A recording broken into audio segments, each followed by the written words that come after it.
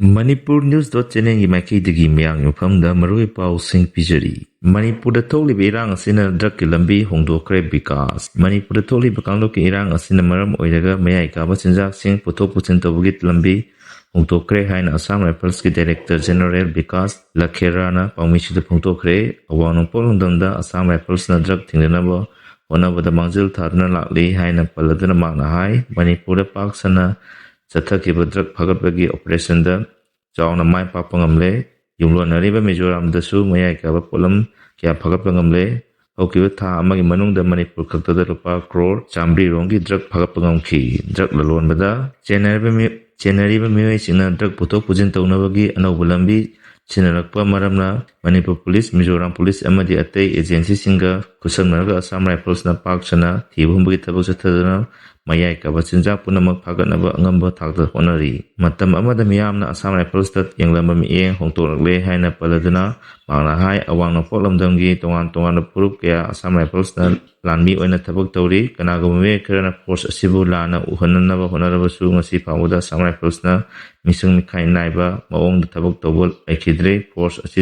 asina awangna pokidamak lepini hairi entrance test thaba yaudaba angang ama admission tawi hairibasi yimpham yaudabani principal Kheroda ngarang July ki tarik ani numidang pung 8 gi Manipur gi pauda handak pangthokkiba Ibonton Sana Girls Higher Secondary School gi class 11 science stream gi admission entrance test thaba yaudaba angang ama school asida admission tawi hairibasi yimpham yaudabani haina Ibonton Sana Girls Higher Secondary School gi principal M Kheroda Devi na pungtokre Wafam ngasi Uripokta leba Ibonton Sana Girls Higher Secondary School pangthokkiba paw yimpham amada pungtokkibani mahakna makha tana hai school asigi oina handak class 11 science amadi arts stream oina entrance test tawki adubu commerce stream gi oina di entrance exam tawkite haina pungtokki school asigi entrance test ki matangdasu nungti gi phongba pawse anidasu hawkiba leikre amadi school gi notice board ju entrance test ki matangda thokkiba notice azu hujik phawba thetuna leiri hairi Saram takuli kunja chingna lana paw santokpa lepkadawani hokiba tang ama lebak poban numit ki ayukta Thawal district ki manung chana leiriba Lamaithet khulgi kunja chingna saram tangkhulda chatuna khula sigi nithaugi yumda mafam adugi ichin inaw single punna phaminadana Lamaithet yerum chingdagi Lokchaw phawgi area asida palm tree thadana khanganki pandam aduda makatana yasinaba uraknabidamakta amuk hana phaminanaba haina suyanaki adubu yamna libadi numit asigi nungtilda saram tangkhulgi ichil inaw singna press meet tawduna Lamaithet khulbu lana uhanabagi matangda simjin sajanba paw Kinaki haina Lamaithet apundu maira paibilup Lamaithet Youth Development Association amasung Lamaithet Like Thagolup ki apundu joint statement amana hairi cherol sinamaka tana hairi bana saram tangkhulgi kunja chingna Lamaithet khulgi kunja chinga hujiksu nukhi sanana leminari sumnatagi mathakta paliba jaga asida palm tree asi thaba thingba khaktani toningba tawda Lamaithet khulgi kunja chingna ayat amasung yaningda baleite amasung athingba piki usu leite Ekoigi jagada ekoina palm tree thaba thingjababu kul asigi kunja amana mediada makoina thabak suba nomada athingba pibiga manai makoibu chatkro haibani haina pongthor libase yamalaibak thibani palm tree thabana sarang tangkhulgi kunja punamakki semilon phagat handuna yaipa nungaingadaba oirabadi ekoina paliba jaga sing asina taba thaningba jagada thabiu tawadabu mathakda paliba jaga asida koliba mafam singda athingba asi thambani athingba asi hongtokpusu leite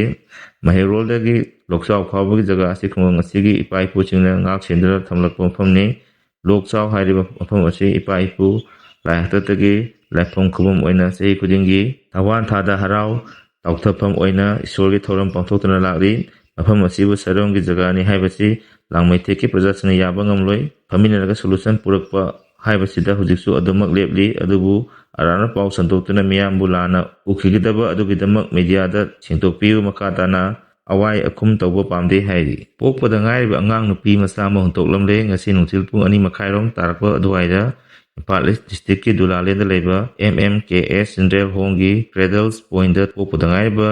angang nupi macha ma hontoklamle hairi todo adugi pawhek phangbaga District Child Protection Officer Impal East Deberta Saramana lusingba miyoi kanggu ama laktuna angang adubu lakhotlaba matung Jennings ki emergency ward ta pukatuna angang adugi thawai kalhongnaba honaki makatana thodo asigi matangda child welfare committee, special adoption agency ꯑꯃꯗꯤ ꯃꯔꯤ ꯂꯩꯅꯕ police ꯁ꯭ꯇꯦꯁꯟꯗ ꯄꯥꯎ ꯄꯤꯈ꯭ꯔꯦ꯫ ꯍꯧꯖꯤꯛ ꯑꯉꯥꯡ ꯑꯗꯨ ꯖꯦꯅꯤꯝꯁꯇ ꯂꯥꯌꯦꯡ ꯆꯠꯊꯗꯨꯅ ꯆꯦꯛꯁꯤꯟꯅ ꯌꯦꯡꯁꯤꯜꯂꯤ ꯍꯥꯏꯔꯤ꯫ ꯄꯤꯑꯦꯝꯒꯤ ꯃꯅꯤꯄꯨꯔ ꯈꯣꯡꯆꯠ ꯑꯆꯨꯝꯕ ꯑꯣꯏꯔꯕꯗꯤ ꯑꯅꯧꯕ ꯑꯁꯥ ꯑꯃ ꯄꯨꯔꯛꯄ ꯑꯣꯏꯍꯜꯂꯁꯤ ꯖꯣꯃꯤ ꯀꯥꯎꯟꯁꯤꯜ꯫ ꯖꯨꯂꯥꯏ ꯊꯥꯗ ꯏꯟꯗꯤꯌꯥꯒꯤ ꯄ꯭ꯔꯥꯏꯝ ꯃꯤꯅꯤꯁꯇꯔ ꯅꯔꯦꯟꯗ꯭ꯔ ꯃꯣꯗꯤ ꯃꯅꯤꯄꯨꯔꯗ ꯂꯥꯛꯇꯨꯅ ꯆꯨꯔꯆꯥꯟꯄꯨꯔꯗꯁꯨ ꯌꯧꯔꯛꯀꯅꯤ ꯍꯥꯏꯔꯤꯕ ꯄꯥꯎ ꯑꯁꯤꯅ ꯑꯆꯨꯝꯕ ꯑꯣꯏꯔꯕꯗꯤ ꯃꯍꯥꯛꯀꯤ ꯈꯣꯡꯆꯠ ꯑꯁꯤ ꯃꯅꯤꯄꯨꯔꯗ ꯑꯅꯧꯕ ꯑꯁꯥ ꯑꯃ ꯄꯨꯔꯛꯄ ꯑꯣꯏꯍꯜꯂꯁꯤ ꯍꯥꯏꯅ ꯖꯣꯃꯤ ꯀꯥꯎꯟꯁꯤꯜꯅ ꯐꯣꯡꯗꯣꯔꯛꯂꯤ꯫ ꯉꯁꯤ ꯖꯣꯃꯤ ꯀꯥꯎꯟꯁꯤꯜꯅ ꯊꯥꯗꯣꯔꯛꯈꯤꯕ ꯆꯦꯔꯣꯜ ꯑꯃꯗ ꯄ꯭ꯔꯥꯏꯝ ꯃꯤꯅꯤꯁꯇꯔ ꯂꯥꯛꯀꯅꯤ ꯍꯥꯏꯔꯤꯕ ꯄꯥꯎ ꯑꯁꯤ ꯇꯥꯕꯗ ꯅꯨꯡꯉꯥꯏꯕ, ꯍꯔꯥꯎꯕ, ꯀꯞꯅꯤꯡꯕ ꯑꯗꯨꯃꯛ ꯌꯥꯅꯈ꯭ꯔꯦ꯫ ꯆꯍꯤ 2 ꯍꯦꯟꯅ ꯉꯥꯏꯗꯨꯅ ꯂꯥꯛꯄꯗꯨ ꯃꯪꯐꯥꯎꯅꯕꯒ ꯃꯥꯟꯅꯔꯒꯅꯤ꯫ ꯃꯍꯥꯛꯀꯤ ꯈꯣꯡꯆꯠ ꯑꯁꯤ ꯑꯣꯐꯤꯁꯤꯌꯦꯜ ꯑꯣꯏꯅ ꯂꯥꯎꯊꯣꯛꯂꯛꯄ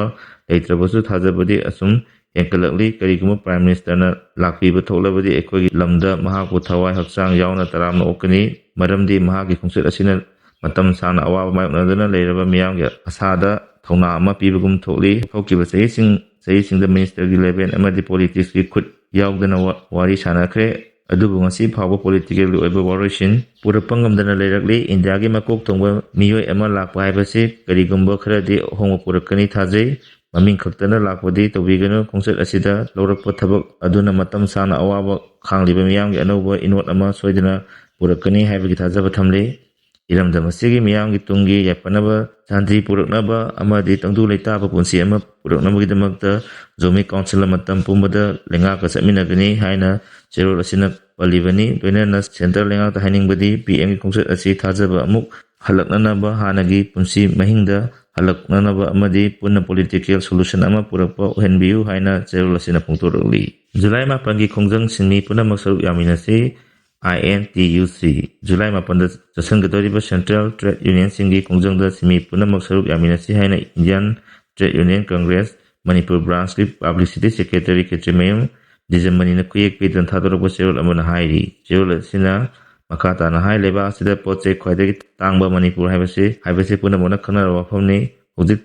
ꯄꯥꯜꯂꯤꯕ ꯂꯩꯉꯥꯛ ꯑꯁꯤꯅ ꯁꯤꯟꯃꯤꯁꯤꯡꯒꯤ ꯍꯛ ꯈꯨꯗꯤꯡꯃꯛ ꯆꯞꯈꯥꯏꯔꯛꯄꯗꯒꯤ ꯇꯉꯥꯏꯐꯗꯅ ꯈꯣꯡꯖꯪ ꯆꯪꯁꯤꯟꯅꯕ ꯐꯤꯔꯦꯞ ꯂꯧꯔꯛꯄꯅꯤ꯫ ꯖꯨꯂꯥꯏ 9ꯗ ꯁꯤꯟꯊꯥ ꯂꯦꯞꯇꯅ ꯈꯣꯡꯖꯪ ꯆꯪꯁꯤꯟꯕꯗ ꯁꯤꯟꯃꯤ ꯄꯨꯝꯅꯃꯛ ꯁꯔꯨꯛ ꯌꯥꯃꯤꯟꯅꯁꯤ꯫ ꯁ꯭ꯇꯦꯠ ꯑꯁꯤꯗ ꯏꯝꯄ꯭ꯂꯣꯌꯤꯁ ꯑꯃꯗꯤ ꯄꯦꯟꯁꯅꯔꯁꯤꯡꯒꯤ DA ꯑꯃꯁꯨꯡ DR ꯆꯥꯗ 38ꯅꯤ, ꯑꯗꯨꯒ ꯁꯦꯟꯇꯔꯒꯤꯅ ꯆꯥꯗ 55ꯅꯤ꯫ ꯆꯥꯗ 53 ꯈꯦꯠꯅꯍꯜꯂꯤꯕꯁꯤ ꯃꯥꯟꯅꯕ ꯃꯤꯠꯌꯦꯡ ꯌꯦꯡꯗꯕꯒꯤ ꯃꯌꯦꯛ ꯁꯦꯡꯂꯕ ꯈꯨꯗꯝꯅꯤ꯫ ꯇꯣꯉꯥꯟ ꯇꯣꯉꯥꯟꯕ ꯂꯣꯏꯁꯪ ꯀꯌꯥꯗ ꯂꯩꯔꯤꯕ ꯁꯤꯟꯃꯤꯁꯤꯡꯒꯤ ꯑꯋꯥꯕ ꯀꯌꯥꯒꯤ ꯋꯥꯀꯠ ꯇꯥꯕꯤꯗꯕꯇ ꯅꯠꯇꯅ ꯅꯣꯡꯃ ꯐꯥꯎꯕ ꯇꯣꯉꯥꯟ ꯇꯣꯉꯥꯟꯕ ꯂꯣꯏꯁꯪꯁꯤꯡꯗ ꯂꯩꯔꯤꯕ ꯁꯤꯟꯃꯤꯁꯤꯡꯅ ꯊꯦꯡꯅꯔꯤꯕ ꯈꯨꯗꯣꯡꯆꯥꯗꯕꯁꯤꯡ ꯌꯦꯡꯁꯤꯟꯕꯒꯤ ꯍꯩꯅꯕꯤ ꯂꯩꯇꯕꯅ engineering department work charge master roll ꯏꯝꯄ꯭ꯂꯣꯌꯤꯁꯤꯡ ꯑꯋꯥꯕ ꯃꯥꯌꯣꯛꯅꯔꯤ꯫ ꯍꯧꯖꯤꯛ ꯐꯥꯎꯕꯒꯤ ꯑꯣꯏꯅꯗꯤ ꯃꯔꯨꯑꯣꯏꯕ ꯄꯥꯎ ꯄꯤꯖꯕ ꯃꯇꯥꯡ ꯑꯁꯤꯗ ꯂꯣꯏꯖꯔꯦ꯫ ꯃꯈꯥ ꯇꯥꯕ ꯑꯞꯗꯦꯠꯀꯤꯗꯃꯛ ꯃꯌꯥꯝ ꯄꯨꯟꯅ ꯉꯥꯏꯃꯤꯟꯅꯁꯤ꯫ ꯂꯣꯏꯅꯅ ꯆꯦꯅꯦꯜ ꯑꯁꯤ ꯅꯨꯡꯁꯤꯕꯤꯗꯨꯅ ꯂꯥꯏꯛ ꯑꯃꯁꯨꯡ ꯁꯕꯁꯀ꯭ꯔꯥꯏꯕ ꯇꯧꯕꯤꯔꯝꯃꯨ꯫